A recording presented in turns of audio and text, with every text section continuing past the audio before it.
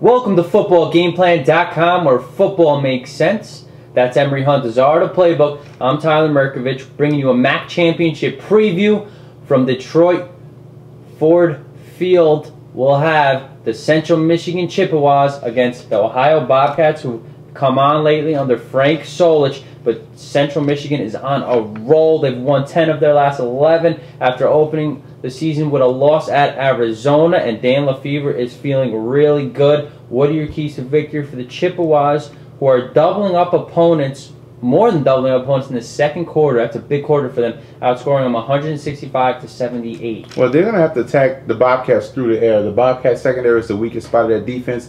They're going to have to throw this football down the field with Brown and company, attack the Bobcats vertically. Second, you look at Central Michigan as a whole. I like what the Chippewas got going on.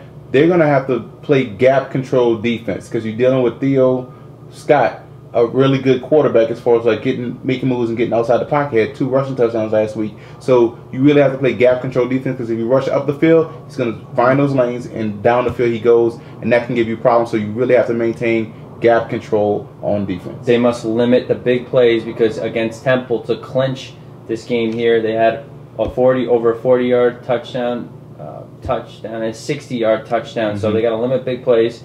What are your keys to victory for Ohio? Theo Scott, 17 of 21, over 300 yards, 3 touchdowns, and he's spreading the wealth. 4 receivers with 50 yards or more in that Temple game. Well, Theo Scott's going to need a repeat performance. He played lights out last week against Temple, passing the football, 3 touchdowns, running the football too. So he's going to need another repeat performance, because Theo Scott was struggling as of late, but he's going to have to do that again, especially against a talented team like Central Michigan. Second, this is a spread team, so defensive pressure up the middle, disrupt Lefevre and company.